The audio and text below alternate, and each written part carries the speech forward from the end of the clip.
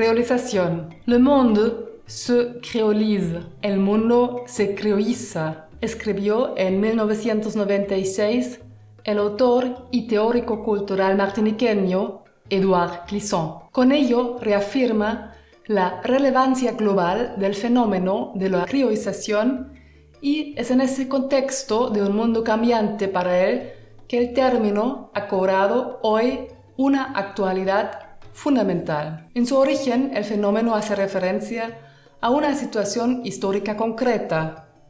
En el periodo colonial, los criollos eran los hijos de padres emigrantes nacidos en América. El término sirvió para diferenciar a esas personas, por un lado, del componente paterno oriundo de otros continentes y, por el otro lado, de los habitantes originarios de América. Pero, aunque la definición es clara, el uso varía de un contexto a otro. Mientras que en la América hispana se denomina criollo exclusivamente a la descendencia imaginada como puramente blanca de los colonizadores europeos, en otros lugares del mundo, como en Brasil o en Mauricio, implica al contrario a los antepasados africanos y a una cultura marcada por influencias diversas. Semejante riqueza de matices tiene también el término criollización o creolización. En el contexto de las sociedades esclavistas coloniales, con sus estructuras de violencia ontológica,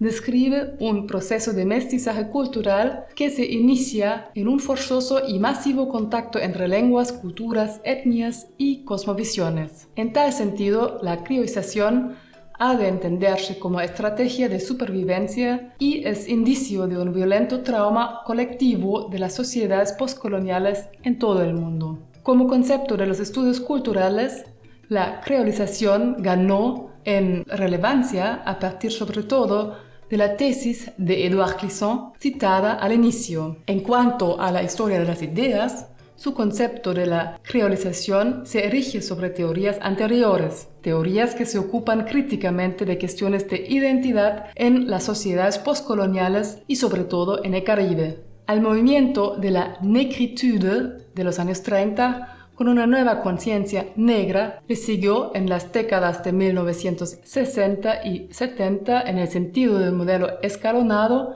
el concepto de la antillanité, que enfatiza la cultura sincrética y amalgamada de las Antillas. En 1989, Patrick Chamakh, Raphaël Coffion y Jean Bernabé añadieron al concepto de la antillanité el de la creolité. La creolité valora afirmativamente el carácter híbrido de los mestizajes culturales y se fortalece en aras de una revaloración cultural de la memoria comunicativa y del imaginario criollo. En estas fases previas de la creolización se trata sobre todo de dar perfil a una identidad nativa en el sentido de una etnicidad positiva y liberarse de una asimilación impuesta. Resulta inevitable, en este caso, definir de manera esencialista las identidades y la diferencia étnica. De tales esencialismos se distanció Édouard Clisson a principios de los años 90 y abogó por una filosofía de la creolización universal que no funcione por exclusión, sino por relación. De ese modo, la creolización abarca más posibilidades de mestizajes antropológicos y culturales, porque en nuestra fase de globalización acelerada, el contacto cultural masivo es omnipresente.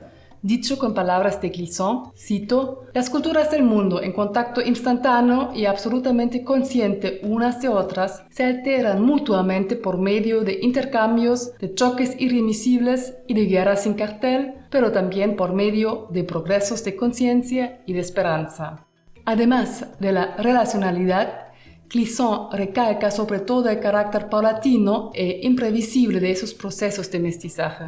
Es cierto que el pensamiento de Clisson está emparentado con otras teorías de la hibridación cultural, pero su modelo de la creolización se relaciona siempre en retrospectiva con las experiencias de violencia existencial del colonialismo europeo, con lo cual evita el riesgo de ser percibida según la lógica utilitaria del capitalismo tardío como un constructo ahistórico meramente positivo. En el caso de la creolización, hemos de ocuparnos, por un lado, de un violento trauma relacionado con la deportación y la esclavitud, y por el otro, de nuevos conceptos de humanismo que se cuestionan cómo es posible, en el siglo XXI, una convivencia en paz y en medio de la diferencia.